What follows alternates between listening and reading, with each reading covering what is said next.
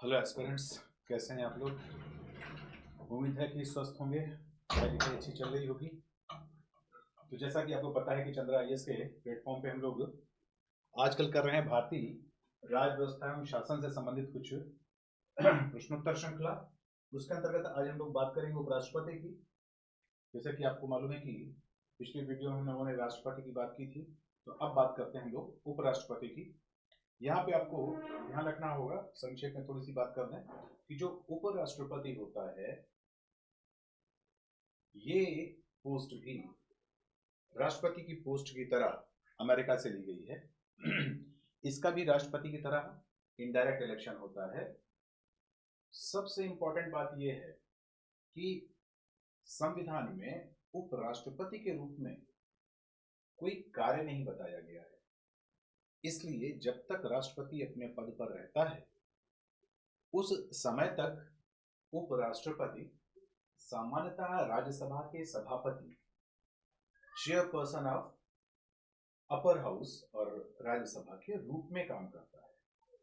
हाँ, किन्हीं कारणों से अगर राष्ट्रपति का जो पद है वो रिक्त हो जाए या जो पदस्थ राष्ट्रपति हैं वो कार्य करने में अक्षम है या छुट्टी पर है या कुछ ऐसी सिचुएशन होती है, तो ऐसी स्थिति में जो उपराष्ट्रपति है वो सभापति के रूप में काम न करके वो राष्ट्रपति के रूप में काम करने लगता है। ठीक है ना।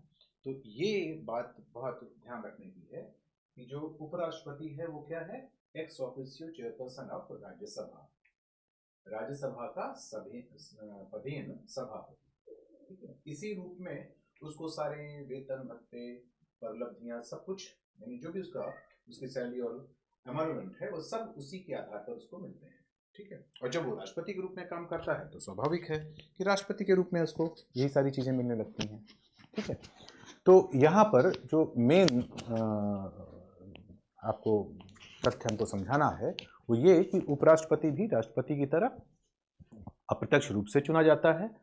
और सबसे इंपॉर्टेंट चीज ये है कि इसके और राष्ट्रपति के निर्वाचन में दो बेसिक या कह सकते हैं कि मूलभूत अंतर है।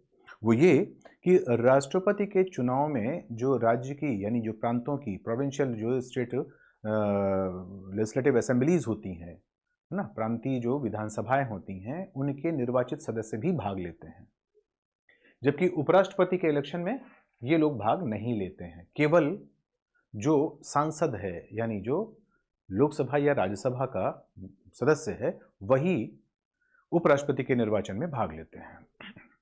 दूसरा अंतर यह है कि राष्ट्रपति के निर्वाचन में जो भी लोग भाग लेते हैं, जैसे लोकसभा का, राज्यसभा का जो सदस्य होता है, साथ में जो विधानसभाओं का सदस्य होता है, ये लोग भाग लेते हैं, लेकिन इनमें केवल वही भाग लेते हैं जो निर्वाचित होते हैं। जो नॉमिनेटेड होते हैं वो भाग नहीं लेते हैं। मनोनीत सदस्य राष्ट्रपति के निर्वाचन में भाग नहीं लेते, लेकिन उपराष्ट्रपति के निर्वाचन में निर्वाचित एज वेल एज जो नॉमिनेटेड है दोनों ही प्रकार के सांसद भाग लेते हैं। तो दो अंतर क्लियर है। एक अंतर तो ये कि उपराष्ट्रपति के चुनाव में जो एमएलएज हैं वो भाग नहीं लेते, केवल एमपी भाग लेते हैं, लोकसभा राज्यसभा के सभी सदस्य भाग लेते हैं। और दूसरी बात ये कि राष्ट्रपति के निर्वाचन में भाग लेने वाले लोग केवल इलेक्टेड मेंबर्स ही हो सकते हैं, नॉमिनेटेड मेंबर नहीं हो सकते, जबकि उपराष्ट्रपति के निर्वाचन में नॉमिनेटेड और इलेक्टेड दोनों ही तरह के मेंबर भाग लेते हैं। इसका मतलब हुआ कि लोकसभा राज्यसभा के सभी सदस्य भाग लेते हैं उपराष्ट्रपति के निर्वाचन में, जबकि राष्ट्रपति के निर्वाचन में लोकसभा, राज्यसभा और राज्य विधानसभाओं के केवल निर्वाचित सदस्य भाग लेते हैं। तो उम्मीद है कि आपको ये बातें स्पष्ट हो गई। आगे हम लोग चलते हैं कि भारत के उपराष्ट्रपति के निर्वाचन और निर्वाचक गण द्वारा यानी जो इलेक्टोरल कॉलेज है उसमें जिसके सदस्य होते हैं वो संसद के दोनों सदनों के केवल निर्वाचित सदस्य, संसद के दोनों सदनों के सभी सदस्य, राज्यसभा और राज्य विधानसभाओं के केवल निर्वाचित सदस्य, राज्य विधानसभाओं के केवल निर्वाचित सदस्य। तो जो इलेक्टोरल कॉलेज, जो निर्वाचक मंडल उपराष्ट्रपति का निर्वाचन करता है, जैसा अभी हमने थोड़ी देर पहले बताया कि संसद के दोनों सदनों के सभी सदस्य भाग लेते हैं, तो इसका आंसर बी हो जाएगा। ठीक है ना, तो बी इसका आंसर बनेगा।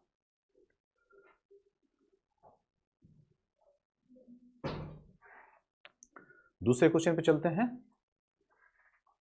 निम्नलिखित कथनों पर विचार करें कि राष्ट्रपति की तरह उपराष्ट्रपति का चुनाव भी अप्रत्यक्ष होता है। राज्यों की विधायिकाओं के सदस्य दोनों के चुनाव में महत्वपूर्ण भूमिका निभाते हैं। अब आप जानते हैं कि राष्ट्रपति और उपराष्ट्रपति के चुनाव दोनों ही इनडायरेक्ट होता है, ये बिल्कुल सही बात है। लेकिन जो राज्यों की विधायिकाएं हैं, यानी जो प्रोविंशियल लेजिस्लेटिव असेंबलीज, जिनको हम स्टेट लेजिस्लेटिव असेंबलीज कहते हैं, उनके सदस्य दोनों चुनाव में महत्वपूर्ण भूमिका नहीं निभाते हैं। राष्ट्रपति के चुनाव में तो भूमिका निभाते हैं ये लोग, लेकिन उपराष्ट्रपति के चुनाव में नहीं। इसका मतलब केवल एक सही है, तो केवल एक सही है, यानी आंसर इसका ए हो जाएगा। तो दूसरे का आंसर होगा कथन, कोई भी व्यक्ति उपराष्ट्रपति होने का पात्र तभी होगा जब वह राज्यसभा का सदस्य होने के लिए अर्हित हो। तो राष्ट्रपति बनने के लिए, राष्ट्रपति बनने के लिए उसे लोकसभा का सदस्य बनने की योग्यता होनी चाहिए, और उपराष्ट्रपति बनने के लिए उसको राज्यसभा के सदस्य होने की जो अर्हता है, जो एलिजिबिलिटी है, वो होनी चाहिए। क्यों होनी चाहिए भाई? इसलिए कि उपराष्ट्रपति राज्यसभा के पदेन सभापति होता है। Vice president is the ex officio chairperson of Rajya Sabha. इसका मतलब हुआ कि इसमें दोनों ही जो तथ्य हैं, दोनों ही जो फैक्ट हैं वो सही हैं, और जो कारण है वो कथन का बाकायदा एक्सप्लेनेशन भी करता है। इसका मतलब हुआ कि इसका आंसर ए बनेगा। ठीक है ना? आइए भारत के उपराष्ट्रपति के संबंध में निम्नलिखित कथनों पर विचार करें। वह राज्यसभा का पदेन अध्यक्ष होता है, बिल्कुल सही बात है। वह संसद के दोनों सदनों में बने एक निर्वाचक मंडल के सदस्यों द्वारा चुना जाता है, बिल्कुल सही बात है। इसमें से कौन सा सही है, कौन सा? दोनों सही हैं। तो एक और दो दोनों सही हैं। तो आंसर क्या बन जाएगा? इसका आंसर बन जाएगा सी, यानी जो दोनों ही कथन हैं, दोनों ही कथन सही हैं।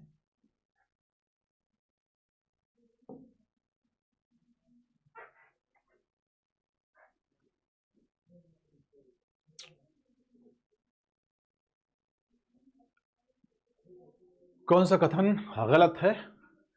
राष्ट्रपति पद के लिए प्रत्याशी की आयु कम से कम 35 वर्ष की होनी चाहिए, ये गलत नहीं है, सही है। उपराष्ट्रपति राज्यसभा का सभापति बनता है, ये भी बिल्कुल सही बात है। उपराष्ट्रपति का चुनाव भारत का राष्ट्रपति करता है, ये गलत बात है। भारत के प्रथम राष्ट्रपति डॉक्टर राजेंद्र प्रसाद थे, सही बात है। तो आंसर सी, क्योंकि इसमें आंसर पूछा गया है कि क्या गलत है, क्या असत्य है।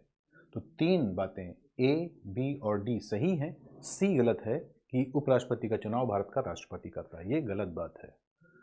उपराष्ट्रपति के संबंधित निम्न कथनों पर विचार करिए। उपराष्ट्रपति बनने के लिए व्यक्ति के पास जनता के सदन के सदस्य निर्वाचित होने की योग्यता होती है। जनता का सदन कौन होता है? लोकसभा नहीं, राज्यसभा का निर्वाचित होने की योग्यता होनी चाहिए। किसी राज्य की विधायिका का सदस्य इस पद के लिए उम्मीदवार हो सकता है, बिल्कुल हो सकता है। उपराष्ट्रपति पद का कार्यकाल उतना ही होता है जितना कि राष्ट्रपति का, बिल्कुल सही बात है। उसको एक औपचारिक महाभियोग के पद से हटाया जा सकता है, ये गलत बात है। ठीक है ना? तो इसका तात्पर्य हो गया कि उपराष्ट्रपति बनने के लिए व्यक्ति के पास जनता के सदन के सदस्य निर्वाचित होने की योग्यता है। किसी राज्य की विधायिका का सदस्य इस पद के लिए उम्मीदवार हो सकता है। उपराष्ट्रपति पद का कार्यकाल उतना ही होता है जितना कि, तो इसका आंसर बन जाता है आपका बी। ठीक है, यानी यहां पर ध्यान रखना है, उपराष्ट्रपति बनने के लिए व्यक्ति के पास जनता के सदन का सदस्य यानी लोकसभा के सदस्य बनने की योग्यता होनी चाहिए, यह गलत है। ठीक है, ये राष्ट्रपति के लिए होता है, उपराष्ट्रपति के लिए नहीं। उपराष्ट्रपति के लिए राज्यसभा का सदस्य बनने की योग्यता होनी चाहिए। किसी सदस्य की विधायिका का सदस्य तो कोई भी इसके लिए उम्मीदवार हो सकता है, इसमें तो कोई समस्या नहीं है। उपराष्ट्रपति पद का कार्यकाल उतना ही होता है जितना, यानी उसका भी 5 साल, इसका भी 5 साल होता है। उसको एक औपचारिक महाभियोग द्वारा हटाया जा सकता है, नहीं, महाभियोग केवल और केवल राष्ट्रपति के लिए होता है। उपराष्ट्रपति को हटाने का तरीका ये होता है कि कोई भी ऐसा प्रस्ताव जिसमें कि उपराष्ट्रपति को हटाने की बात कही गई हो और वो किसी भी कारण से लाया गया हो, यानी उसमें आरोप किसी भी, कोई भी आरोप लगाया गया हो, कोई स्पेसिफिक, कोई विशिष्ट आरोप भी संविधान में तय नहीं किया गया है, तो किसी भी आधार पर उपराष्ट्रपति को हटाने के लिए कोई भी प्रस्ताव राज्यसभा से उसे पारित होना चाहिए। यानी पहले, सबसे पहले वो राज्यसभा में ही आ सकता है, लोकसभा में नहीं आ सकता, पहले राज्यसभा में आए और उस प्रस्ताव से लोकसभा भी सहमत हो। इसका तो हुआ कि दोनों सदनों के द्वारा ना, पहले राज्यसभा से शुरू होकर के पारित होकर के फिर लोकसभा में आए, तो दोनों सदनों द्वारा सामान्य बहुमत से पारित किसी प्रस्ताव से उपराष्ट्रपति को हटाया जा सकता है। ये महाभियोग की प्रक्रिया नहीं है, तो आंसर इसमें बी होगा, यानी दूसरा और तीसरा आंसर सही है। आगे चलें। भारत के उपराष्ट्रपति का निर्वाचन जिसे सर्वोच्च न्यायालय द्वारा शून्य घोषित किया गया है के संदर्भ में निम्नलिखित कौन सा कथन सही है? उपराष्ट्रपति के रूप में इस प्रकार की घोषणा के पूर्व उसके द्वारा किए गए कार्यविधि मान्य होते हैं, सही है। उपराष्ट्रपति के रूप में इस प्रकार की घोषणा होने के दिन उसके द्वारा किए गए कार्यविधि मान्य नहीं होते, ठीक है ना। तो यहाँ पर ध्यान रखना है आपको कि अगर जो सर्वोच्च न्यायालय है, सर्वोच्च न्यायालय केवल उपराष्ट्रपति और राष्ट्रपति के निर्वाचन से संबंधित विवाद को ही देखता है, बाकी और जितने भी विवाद होते हैं उन विवादों को हाईकोर्ट में ले जाया जा सकता है, लेकिन सुप्रीम कोर्ट में डायरेक्ट नहीं लाया जा सकता। सुप्रीम कोर्ट डायरेक्टली केवल राष्ट्रपति और उपराष्ट्रपति के निर्वाचन से संबंधित जो विवाद होते हैं, यानी electoral dispute regarding to president और वाइस प्रेसिडेंट इलेक्शन, है ना, यही सिर्फ निर्धारित कहाँ होते हैं? यही निर्धारित होते हैं सुप्रीम कोर्ट में। और सुप्रीम कोर्ट में ये बात कही गई कि राष्ट्रपति या उपराष्ट्रपति ने अपने निर्वाचन को शून्य यानी नल एंड वाइड घोषित होने के पहले जितने भी काम किए हैं वो सभी के सभी मान्य होंगे। तो इसका मतलब कि ये आंसर एक सही है। और यहाँ पर कहा गया कि उस दिन, जिस दिन उसका शून्य घोषित किया गया, उस दिन कोई भी काम किया गया नहीं। जिस क्षण तक वो अपने पद पर है, उसी दिन की बात छोड़ दीजिए, जिस क्षण तक वो अपने पद पर है जो भी काम करेगा वो सभी विधिमान्य होंगे। इसका मतलब कि दूसरा गलत है, केवल एक सही है, केवल एक सही, यानी बी आंसर बनेगा इसका। भारत का उपराष्ट्रपति भारत का द्वितीय उच्चतम प्रतिष्ठित पदाधिकारी है। उसके पास संबद्ध कोई औपचारिक कार्य नहीं होता। राष्ट्रपति की अनुपस्थिति में उसके कार्यों का निर्वहन करता है। राष्ट्रपति का पद त्याग अस्थायीकरण अथवा मृत्यु के चलते राष्ट्रपति के रूप में कार्य करता है, ठीक है। तो इसका तात्पर्य हुआ कि इसमें जितनी बातें लिखी गई हैं सारी की सारी सही हैं, है ना। इसका मतलब ये हुआ कि भारत में अगर हम प्रोटोकॉल के पॉइंट ऑफ व्यू से देखें तो प्रोटोकॉल के पॉइंट ऑफ व्यू से निश्चित रूप से वो क्या होता है, प्रोटोकॉल के पॉइंट ऑफ व्यू से अगर देखें तो निश्चित रूप से वो दूसरे नंबर पर है, राष्ट्रपति, उपराष्ट्रपति, उसके बाद फिर प्रधानमंत्री का नंबर आता है।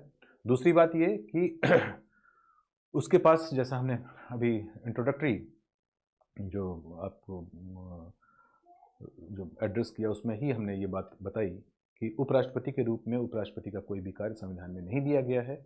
उपराष्ट्रपति हमेशा राष्ट्रपति के रहते हुए केवल और केवल राज्यसभा के सभापति के रूप में काम करता है। तो इसका मतलब कोई औपचारिक कार्य नहीं है, उसकी अनुपस्थिति में ही उसके कार्य का निर्वहन करता है। और वो कौन सी स्थितियां हो सकती हैं कि राष्ट्रपति ने इस्तीफा दे दिया हो, या वो किसी कारण से अस्थायी रूप से काम ना कर पा रहा हो, जैसे हमने कहा कि तबीयत खराब है, कहीं विदेश लंबे टूर पे गया है, कुछ ऐसी स्थिति, अथवा मृत्यु हो जाने के संदर्भ में ही काम करता है। तो इन सभी चारों सही हैं। यदि किसी या किन्हीं कारणों से भारत के राष्ट्रपति की अनुपस्थिति में उपराष्ट्रपति राष्ट्रपति के पद का निर्वहन करता है तो उस अवधि के संबंध में कौन सा कथन सही है? इस अवधि में उपराष्ट्रपति राज्यसभा के सभापति बने रहेंगे, गलत है। इस अवधि के लिए उपराष्ट्रपति को राष्ट्रपति का वेतन मिलता है, सही है। यदि इस अवधि में उपराष्ट्रपति त्यागपत्र दे देता है तो भारत के मुख्य न्यायाधीश पद को धारण करते हैं, ठीक है ना। तो इसका मतलब हुआ कि इसमें जो दूसरा और तीसरा आंसर है केवल वही सही है ना। तो इसका मतलब ध्यान रखिएगा कि वो जब राष्ट्रपति के ना होने पर उपराष्ट्रपति राष्ट्रपति का काम देखता है तो उस टाइम वो सभापति के रूप में काम नहीं करता, बल्कि जो राज्यसभा का उपसभापति है वही सदन के संचालन का काम करता रहता है। लेकिन इस अवधि में जब उपराष्ट्रपति राष्ट्रपति बन जाता है राष्ट्रपति के रूप में काम करता है, तो उसको सारे के सारे जो भी भत्ते वगैरह हैं सब के सब उसको राष्ट्रपति वाले मिलते हैं। और अगर उपराष्ट्रपति भी त्यागपत्र दे दे तो फिर स्थिति ऐसी आती है कि फिर जो सर्वोच्च न्यायालय का प्रधान न्यायाधीश है, CGI, chief justice of India, वो फिर इस पद को धारण करते हैं। अगर सीजीआई भी नहीं है तो जो भी वरिष्ठतम जज होगा वो इस पद को धारण करेगा। ये स्थिति पैदा हुई थी चौथे राष्ट्रपति के निर्वाचन के टाइम में 1969 में, जब तीसरे राष्ट्रपति और पहले मुस्लिम राष्ट्रपति डॉक्टर जाकिर हुसैन, जो बहुत बड़े शिक्षाविद भी थे, तो जाकिर हुसैन साहब का इंतकाल हो गया था, उनकी डेथ हो गई थी, उनकी मृत्यु हो गई थी। और उसके बाद उस वक्त के जो उपराष्ट्रपति थे वीवी गिरी, वो उपराष्ट्रपति थे, तो स्वाभाविक है कि वही राष्ट्रपति हो गए, है ना। लेकिन उनको राष्ट्रपति का निर्वाचन खुद अपना चुनाव लड़ना था, है ना, राष्ट्रपति के रूप में। तो इसलिए फिर उन्होंने इस्तीफा दिया और उसका परिणाम ये हुआ कि उस वक्त के जो वरिष्ठतम जज थे सुप्रीम कोर्ट के, सीजेआई थे, एम हिदायतुल्लाह, उन्होंने ये पद धारण किया था राष्ट्रपति का। तो इसमें जो आंसर है वो दूसरा और तीसरा सही है, पहला गलत है। तो आंसर क्या बन जाएगा? सी। आगे चलें। निम्नलिखित में किसने भारत के उपराष्ट्रपति का पद संभाला? ठीक है ना। तो किस ने भारत के उपराष्ट्रपति का पद संभाला है ना। तो यहां पर ये एक अच्छा सवाल है ना, इसको गौर से देखिए। एम हिदायतुल्लाह, ये उपराष्ट्रपति थे। ठीक है। नीलम संजीव रेड्डी कभी उपराष्ट्रपति नहीं थे, ये राष्ट्रपति थे। फखरुद्दीन अली अहमद भी राष्ट्रपति थे। शंकर दयाल शर्मा उपराष्ट्रपति से फिर राष्ट्रपति बने। 1 और 4, 1 और 4, आंसर बी। ठीक है ना। तो यहां पर ध्यान रखना है आपको कि आंसर क्या हो जाएगा आपका? आंसर आपका लग जाएगा यहां पर बी।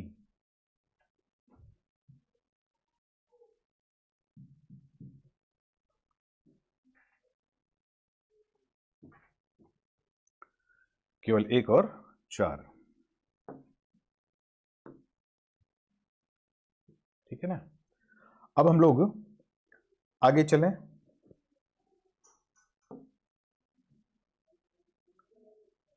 कौन से कथन सही नहीं है?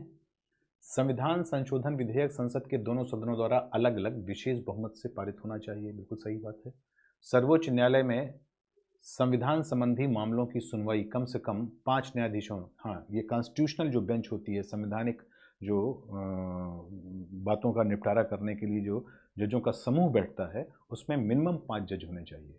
इसको कॉन्स्टिट्यूशनल बेंच या कहा जाता है कि ये एक संविधान पीठ है। तो संविधान पीठ में मिनिमम कितने सदस्य होने चाहिए? 5, मैक्सिमम कितने भी हो सकते हैं।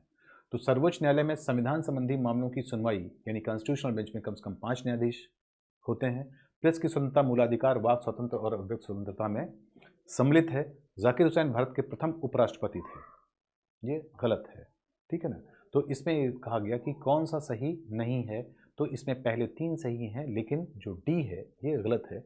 जाकिर हुसैन साहब कभी भी उपराष्ट्रपति नहीं थे। पहले उपराष्ट्रपति थे डॉक्टर सर्वपल्ली राधाकृष्णन। ठीक है ना। तो इसलिए ये उपराष्ट्रपति नहीं थे। तो ये गलत हो जाएगा, बाकी सभी सही हो जाएंगे। भारत के संविधान के अनुच्छेद 300 के अनुसार भारत सरकार का कानूनी नाम है the union government, the union of India, India, Bharat. ठीक है ना। द यूनियन ऑफ इंडिया ना, ये इसका कानूनी नाम है। ठीक है ना। तो यहां पर आप ध्यान रखना है कि द यूनियन ऑफ इंडिया, ये जो शब्द आया है, ये वास्तव में भारत सरकार का एक लेजिटिमेट या वैधानिक नाम है, कह सकते हैं, क्योंकि इंडिया और भारत उसी का छोटा सा हिस्सा, मतलब उसका कह सकते हैं कि ये सिर्फ प्रेम्बल में ये बात कही है ना, या अनुच्छेद 1 में कही गई है और उसमें इसका डिटेल समझाया गया है। लेकिन अगर हम इसके कानूनी पहलू की बात करें तो कानूनी पहलू के अंतर्गत इसमें द यूनियन ऑफ इंडिया को रखा गया है। इन कथनों पर विचार करिए। संघ की कार्यपालिका शक्ति प्रधानमंत्री में निहित होती है, बिल्कुल गलत है। राष्ट्रपति में निहित होती है, प्रधानमंत्री उसका प्रयोग करता है। प्रधानमंत्री की नियुक्ति राष्ट्रपति द्वारा की जाती है, सही बात है। प्रधानमंत्री मंत्रिपरिषद का प्रधान होते हैं, बिल्कुल सही बात है। ये आवश्यक नहीं कि नियुक्ति के समय प्रधानमंत्री संसद के किसी सदन का सदस्य हो, ये भी सही बात है। तो 2, 3, 4 है ना, यानी आंसर इसका सी सही होगा। संघ की कार्यपालिका शब्द प्रधानमंत्री में नियुक्त होती है, ये गलत है। ठीक है। लेकिन प्रधानमंत्री की नियुक्त राष्ट्रपति द्वारा की जाती है, ये सही है। प्रधानमंत्री मंत्रिपरिषद का प्रधान होता है, ये भी सही है। और ये आवश्यक नहीं है कि जब उसकी नियुक्ति की जाए तो वो लोकसभा या राज्यसभा किसी का भी सदस्य हो। ठीक है। इस तरह की स्थिति हुई थी जब वीपी सिंह के बाद या कह सकते हैं कि जो चंद्रशेखर हैं उनके भी बाद एक प्रधानमंत्री बने, बहुत नोन है, पीवी नरसिंह राव, जिनके समय में ये जो हमारे उदारीकरण निजीकरण वगैरह की जो आर्थिक नीति है, नई जो आर्थिक नीति है, न्यू इकोनॉमिक पॉलिसी एनईपी जो लाई गई थी, उस वक्त वित्त मंत्री मनमोहन सिंह बनाए गए थे। तो वास्तव में वो जो प्रधानमंत्री थे पीवी नरसिंह राव, है ना, वो राजीव गांधी की अचानक जो एक दुखद हत्या हुई थी, उसके बाद कांग्रेस ने मिलजुल करके एक बहुमत बनाया था गठबंधन करके, तो वहाँ पर प्रधानमंत्री बनाया गया था पीवी नरसिंह राव को। वो न तो लोकसभा के सदस्य थे न राज्यसभा के, ना, इवन कहा तो यहाँ तक जाता है कि वो राजनीति से उन्होंने संन्यास ले लिया था, क्योंकि उनको ऑफर किया गया था लोकसभा का टिकट, लेकिन उन्होंने मना कर दिया था। तो वो एक तरह से पूरी तरह से राजनीति छोड़ चुके थे, लेकिन उस वक्त की कुछ ऐसी स्थितियां थीं जिसके कारण से उनको प्रधानमंत्री बनाया गया। बाद में फिर उन्होंने इलेक्शन लड़ करके नांदेड़ से और रिकॉर्ड बहुमत से लोकसभा के सदस्य चुने गए।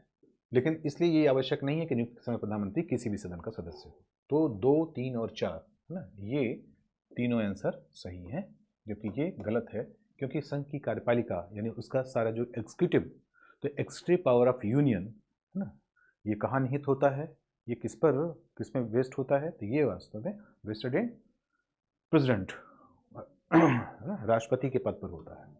राष्ट्रपति इसी को प्रधानमंत्री की सलाह और सहायता से काम करता है।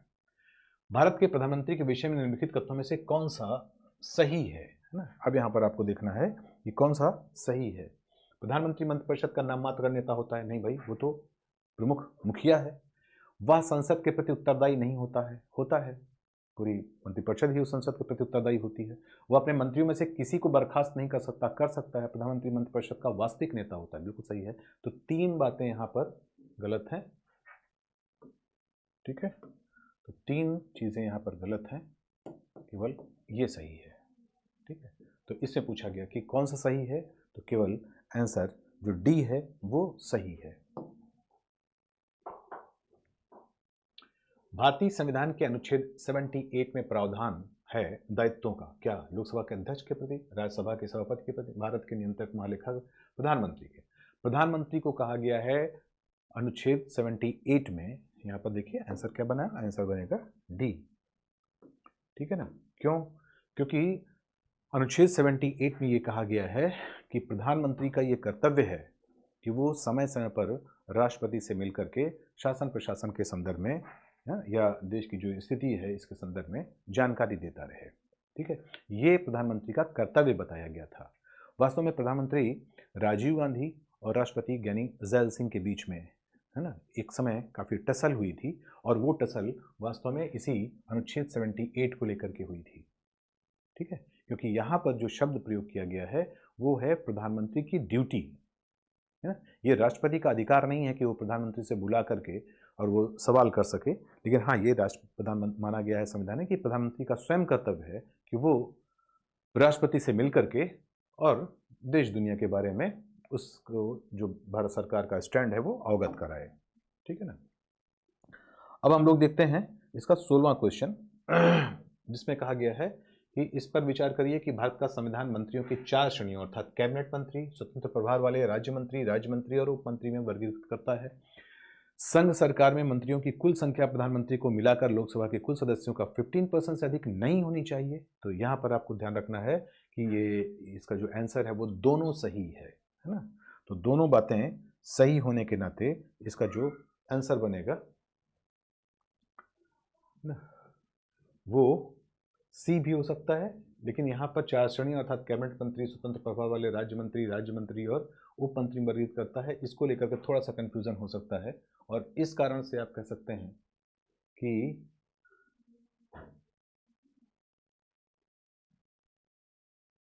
चलिए इसको हम लोग स्पष्ट करते हैं। इसका आंसर बनेगा सी, ठीक है। अब इसको थोड़ा समझने की कोशिश करिए। समझना आपको ये है कि जो मंत्रिपरिषद और मंत्रिमंडल, इन दोनों के बीच में क्या अंतर होता है। Difference between cabinet and council of ministers. तो वास्तव में जो मंत्री हैं उनमें से एक मंत्री होता है या एक प्रकार का मंत्री कहलाता है ना कैबिनेट मंत्री। दूसरे प्रकार का मंत्री कहलाता है राज्य मंत्री। और जो ये राज्य मंत्री होते हैं ये दो प्रकार के होते हैं, एक होता है स्वतंत्र प्रभार वाला और एक केवल राज्य मंत्री, और फिर तीसरे होते हैं उपमंत्री। ठीक है, तो जब हम इन तीनों प्रकार के मंत्रियों को मिला लेते हैं तो इसे कहा जाता है मंत्री परिषद। ठीक है, तो जो काउंसिल ऑफ मिनिस्टर्स हैं उसमें सभी प्रकार के मंत्री आते हैं, जो वास्तव में 3 कैटेगरी के होते हैं, लेकिन उनकी जो कुल मिलाकर के उनके जो ग्रेड है वो 4 होती है। तो 4 ग्रेड के मंत्री 3 कैबिनेट मंत्री, राज्य मंत्री और उप मंत्री। ठीक है, अब यहाँ पे चूंकि इन्होंने 4 श्रेणी लिखी है तो यहाँ पर डिपेंड करता है कि इन्होंने इसको कैटेगरी शब्द का यूज़ किया है, तब तो ये आंसर गलत हो जाएगा। 4 नहीं 3 कैटेगरी होती है, लेकिन अगर श्रेणी का मतलब ग्रेड है ना, अगर इसको ग्रेड माना जाए तो ऐसी स्थिति में ये क्या हो जाएगा, ये फिर 4 हो जाएंगे। तो इन्होंने चूंकि आगे जो लिखा उससे लगता है कि श्रेणी का मतलब इन्होंने ग्रेड रखा है, क्योंकि साफ साफ कहा इन्होंने कैबिनेट मंत्री, स्वतंत्र प्रभार वाले राज्य मंत्री और उपमंत्री। ठीक है, हमने आपको स्पष्ट किया कि मंत्रिपरिषद में क्या क्या होता है, कैबिनेट मंत्री, राज्य मंत्री और उपमंत्री, ये 3 क्या हैं, इनकी 3 कैटेगरीज हैं और इन कैटेगरीज में कुल मिलाकर के 4 ग्रेड हैं। तो पहला ग्रेड कैबिनेट मंत्री, यानी ऐसे मंत्री जिनको कि अपने मंत्रालय का 100% स्वतंत्र प्रभार होता है, उनको वो किसी के अधीन नहीं होते हैं सिवाय प्रधानमंत्री ना, तो अपने विभाग के, अपने मंत्रालय के वो बिल्कुल स्वतंत्र मुखिया होते हैं ना, उनके ऊपर किसी प्रकार का दबाव नहीं होता है, निर्णय लेने के लिए पूरी तरह स्वतंत्र होते हैं। लेकिन जो वो राज्य मंत्री होते हैं ये 2 प्रकार के हो सकते हैं, या तो वो अपने विभाग के कैबिनेट मंत्री के अधीन होगा तो उसको केवल राज्य मंत्री कहेंगे, और या फिर ऐसा हो सकता है कि उसके विभाग में कोई कैबिनेट मंत्री ना हो बल्कि उसी को राज्य मंत्री का दर्जा दिया गया है और कहा गया है कि आप स्वतंत्र प्रभार, यानी आप स्वतंत्र हैं निर्णय लेने में, लेकिन आपका रैंक वो कैबिनेट का नहीं है, राज्य मंत्री का रहेगा। तीसरी बात, जो उप मंत्री है ये कंपल्सरली वो हमेशा कैबिनेट मंत्री के अधीन ही होता है। तो इसमें कि कैबिनेट मंत्री और उप मंत्री ये 2 एक्सट्रीम हैं। कैबिनेट मंत्री कभी किसी के अधीन नहीं होता और उप मंत्री हमेशा कैबिनेट मंत्री के अधीन ही होता है, और बीच में है राज्य मंत्री जो स्वतंत्र प्रभार वाला भी हो सकता है और वो कैबिनेट मंत्री के अधीन भी हो सकता है। अगर कैबिनेट मंत्री के अधीन होगा तो उसको सिर्फ राज्य मंत्री कहेंगे, मिनिस्टर ऑफ स्टेट कहेंगे, और अगर वो स्वतंत्र प्रभार वाला होगा तो कहा जाएगा कि minister of state with independent charge. ठीक है ना, तो यहाँ पर ध्यान रखना है कि ग्रेड 4 है ना, लेकिन कुल मिलाकर के कैटेगरी 3 है। तो श्रेणी शब्द का अर्थ किस में लेंगे, अगर हम इसको कैटेगरी के शब्द में लेंगे तब तो 3 ही होगा, तब तो ये आंसर गलत, मतलब जो पहला कथन है ये गलत हो जाएगा। लेकिन जिस हिसाब से इन्होंने आगे डिटेल किया है उससे पता चलता है कि इन्होंने श्रेणी का मतलब ग्रेड रखा है, और अगर ग्रेड रखा गया है तो निश्चित रूप से इसमें 4 ग्रेड होते हैं।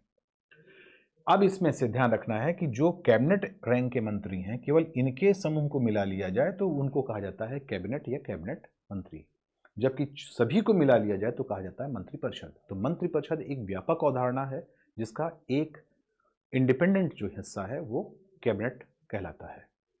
दूसरा अंतर ये है कि जब कभी भी प्रधानमंत्री शासन प्रशासन को लेकर के कोई मीटिंग करते हैं कैबिनेट की, तो सारे कैबिनेट मंत्री भले उनके विभाग से जुड़ी बात हो ना हो, हर स्थिति में उनको मौजूद रहना अनिवार्य होता है।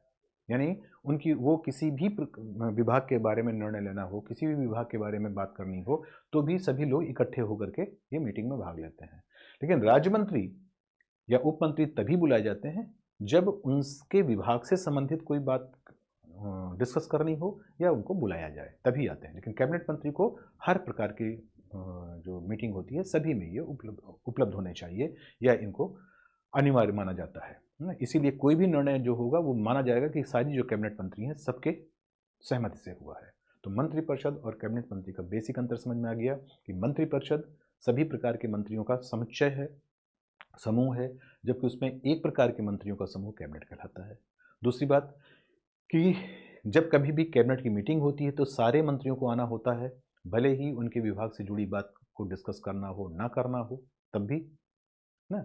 जबकि राज्य मंत्री और उप मंत्री के संदर्भ में तभी होता है जब उनको बुलाया जाए या इनके विभाग से जुड़ी हुई बात डिस्कस करनी हो, तभी इनको बुलाया जाता है। लेकिन कैबिनेट मंत्री हर प्रकार के मीटिंग में उपस्थित होता है। ठीक है, मतलब कहने का ये है कि अगर विदेशी मामलों का कोई मुद्दा है तो उसमें जो कपड़ा मंत्री है अगर कैबिनेट मंत्री तो वो भी रहेगा। ठीक है, लेकिन कपड़ा राज्य मंत्री तभी जाएगा जब कपड़ा मंत्रालय से जुड़ी हुई बात को डिस्कस करना हो। तो ये अंतर है दोनों का, और यहाँ पर कैटेगरी के आधार पर यहाँ पर आंसर देखते रहिएगा। हमारे हिसाब से ये आंसर सही होगा सी। यद्यपि अगर इसका 4 श्रेणियों में श्रेणी का अर्थ अगर कैटेगरी लिखा जाएगा तब फिर 3 हो जाएगा और इसका आंसर हो जाएगा केवल 2। ये तो सही है ही है, इसको लेकर के थोड़ा कंफ्यूजन बन सकता है। कैबिनेट का तात्पर्य क्या होता है? शासन के सभी मंत्री नहीं, कैबिनेट स्तर के मंत्री सही है, अपने सचिवों के साथ कैबिनेट स्तर के मंत्री, राज्य मंत्री। तो यहाँ पर ध्यान रखना है आपको कि जो कैबिनेट स्तर के मंत्री हो, जो अभी हमने बताया आपको, इसी को कैबिनेट मंत्री कहा जाता है। संविधान में मंत्रिमंडल शब्द का एक ही बार प्रयोग हुआ है और वो कहाँ है? अनुच्छेद 352 में। यहाँ पे याद रखिएगा, ये बहुत अच्छा सवाल है कि मंत्रिमंडल या कैबिनेट जो शब्द है इसका प्रयोग ना जब इमरजेंसी लगा दी गई थी उसके बाद जब यहाँ पर 44वां संशोधन कब हुआ था? 1978 में।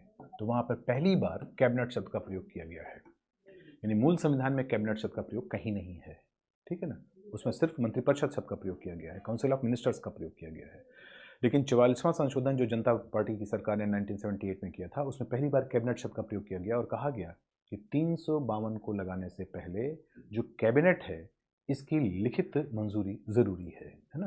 तो इसी रेफरेंस में ये शब्द आया है। अगला देखें हम लोग,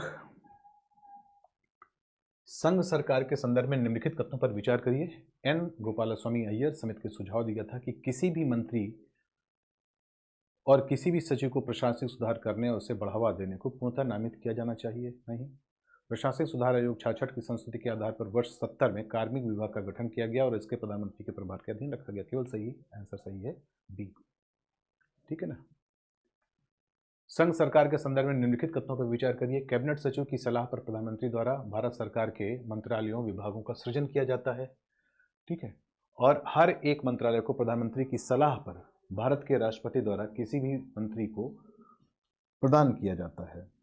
ठीक है, तो यहाँ पर ध्यान रखना है कि कैबिनेट सचिव की सलाह पर प्रधानमंत्री द्वारा भारत सरकार के मंत्रालयों विभागों का सृजन किया था, ऐसा नहीं है।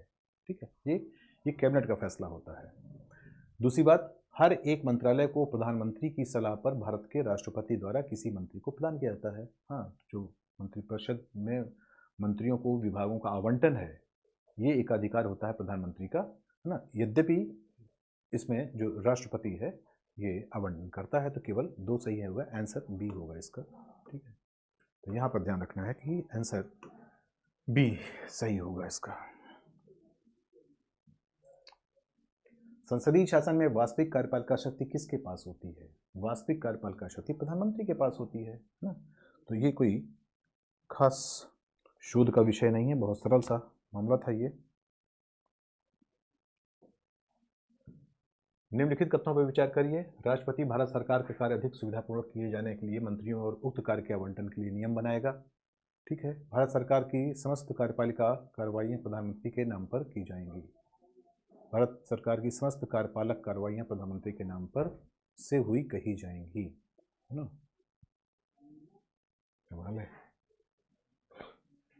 जितनी भी कार्यपालिका की कार्रवाइयाँ होती हैं वो राष्ट्रपति प्रधानमंत्री के नाम पर नहीं होती हैं, बल्कि वो वास्तव में राष्ट्रपति के नाम पर होती हैं ना। तो ये हमेशा याद रखिएगा कि वो राष्ट्रपति के नाम पर होती हैं, इसलिए ये गलत है। राष्ट्रपति भारत सरकार का कार्य अधिक सुविधापूर्वक किए जाने के लिए और मंत्रियों से उक्त कार्य के आवंटन के लिए नियम बनाएगा। तो एक सही है, केवल एक आंसर ए सही होगा इसका। यदि भारत के प्रधानमंत्री संसद के उच्च सदन के सदस्य हैं तो वे अविश्वास प्रस्ताव की स्थिति में अपने पक्ष में वोट नहीं दे सकते। वे निम्न सदन में बजट पर नहीं बोल सकेंगे। वो केवल उच्च सदन में ही वक्तव्य दे सकते हैं? नहीं, दोनों सदनों में दे सकते हैं। कोई भी मंत्री दे सकता है। उन्हें प्रधानमंत्री पद की शपथ ग्रहण करने के बाद 6 महीने के अंदर निम्न सदन का सदस्य बनना पड़ेगा? बिल्कुल नहीं, वो पूरे टाइम पे रह सकते हैं। इसका उदाहरण है मनमोहन सिंह। डॉक्टर मनमोहन सिंह ने 10 साल तक प्रधानमंत्री रहे और वो राज्यसभा के सदस्य रहे। हाँ, ये सही बात है कि वो अविश्वास प्रस्ताव की स्थिति में अपने पक्ष में वोट नहीं दे पाएंगे, क्योंकि वो चूंकि सदन के नेता नहीं है और अविश्वास प्रस्ताव केवल लोकसभा में आता है और लोकसभा से ही पारित होता है, उसमें राज्यसभा की कोई भूमिका नहीं होती, तो राज्यसभा के सदस्य को उसमें कैसे मौका मिल सकता है? इसका मतलब है कि आंसर ए होगा इसका। अच्छी तरह से समझ लीजिए, इसका आंसर ए होगा, क्योंकि प्रधानमंत्री अगर उच्च सदन का सदस्य है तो स्वाभाविक है कि वो उच्च सदन में ही अपना मतदान कर सकता है, जबकि जो अविश्वास प्रस्ताव या नो कॉन्फिडेंस मोशन है वो केवल और केवल लोकसभा में लाया जाता है और केवल लोकसभा से ही पारित होता है। तो जो केवल लोकसभा से ही पारित होता है उसी में उसका मतदान होगा, तो उसका सदस्य जो नहीं होगा वो भले ही प्रधानमंत्री क्यों ना हो, वो कैसे उसमें वोटिंग कर सकता है? तो ये सही बात है कि अविश्वास प्रस्ताव की स्थिति में वो अपने पक्ष में वोट नहीं दे पाएगा, क्योंकि वोटिंग कहाँ होती है? लोकसभा में। और प्रधानमंत्री कहाँ का सदस्य है? राज्यसभा का। तो लोकसभा का सदस्य नहीं है, इसलिए लोकसभा में वोटिंग नहीं कर सकता। अब चूंकि अविश्वास प्रस्ताव राज्यसभा में जाता ही नहीं है, तो इसका मतलब है कि अविश्वास प्रस्ताव में वो ना वोट ही नहीं दे पाएगा। वो अपने पक्ष में क्या, अपने विपक्ष में भी वोट नहीं दे पाएगा। ठीक है ना? जबकि बाकी बातें सही हैं, क्योंकि वो बजट भाषण कर सकता है ना, दोनों सदनों में वो किसी भी कथन का, किसी भी सवाल का जवाब दे सकता है, बाकी सारी चीज़ें कर सकता है, क्योंकि वो केवल प्रधानमंत्री नहीं, कोई भी मंत्री कर सकता है। प्रधानमंत्री कुछ एक्स्ट्रा नहीं होता, प्रधानमंत्री भी कैबिनेट रैंक का ही मंत्री होता है। चलें, अगला है कि भारतीय संविधान के निम्नलिखित प्रावधानों में से कौन सा प्रावधान मंत्रिपरिषद की नियुक्ति तथा पदच्युत के विवेचित करता है? ठीक है ना? तो यहाँ पे देखना है कि कौन सा ऐसा प्रोविज़न है जो उसके लिए विवेचित करेगा। तो यहाँ पर ध्यान रखना है कि ये है अनुच्छेद 75। ठीक है ना? अनुच्छेद 75। 74 में मंत्रिपरिषद के बारे में कहा गया है, प्रधानमंत्री की नियुक्ति और पदच्युत के बारे में 75 में कहा गया है, और जो अनुच्छेद 76 है उसमें बताया गया है अटॉर्नी जनरल के बारे में। आमतौर पर भारत के प्रधानमंत्री होते हैं, आमतौर पर भारत के प्रधानमंत्री होते हैं, संसद का सदस्य नहीं हो, नहीं ऐसा नहीं, लोकसभा का सदस्य होता है, राज्यसभा का सदस्य भी हो सकता है, दोनों सदनों का सदस्य नहीं, एक ही सदन का सदस्य होगा, दोनों सदनों का नहीं। जनरली देखा जाए तो लोकसभा का सदस्य ही प्रधानमंत्री होते हैं, जनरली, है ना? यहाँ पर ये शब्द याद रखिएगा कि चूंकि जनरली शब्द प्रयोग किया गया है, इसलिए हम यहाँ पर कह रहे हैं कि जनरली कौन होता है? केवल लोकसभा का सदस्य। ठीक, लेकिन ये कंपल्सरी नहीं है। राज्यसभा का सदस्य न केवल हो सकता है बल्कि हुआ है ना। जब इंदिरा गांधी पहली बार प्रधानमंत्री बनी थी, लाल बहादुर शास्त्री प्रधानमंत्री की जो मृत्यु हुई उसके बाद ना, तो उस वक्त वो दूरसंचार मंत्री थी, यानी लाल बहादुर शास्त्री जी के कैबिनेट में थी, और वो राज्यसभा की मेंबर थी। ठीक है, तो पहली बार राज्यसभा का मेंबर रहते हुए प्रधानमंत्री कौन बना? इंदिरा गांधी। और अपने दो कार्यकाल पूरे किए राज्यसभा के सदस्य के रहते हुए डॉक्टर मनमोहन सिंह ने। तो चलिए, आज के लिए इतना ही। ठीक है, तो उम्मीद है कि आपको ये सेशन अच्छा लगा होगा, समझ में आया होगा। अगर कहीं कोई आपको समस्या आती है तो जो भी संबंधित नंबर हैं इस पर आप मिल सकते हैं, बात कर सकते हैं, और जो भी कमेंट हो वो आप कमेंट निश्चित रूप से करिए, तो आपको इसमें फ़ायदा मिलेगा। ये कॉन्टैक्ट नंबर है, तो इसमें कॉन्टैक्ट करके आप बात कर सकते हैं, और अपनी जो समस्या है या सुझाव है वो आप दे सकते हैं। अगर इसका आपको PDF लेना है तो आप इंस्टाग्राम में जाइए, आपको इसका PDF मिल जाएगा। बाय।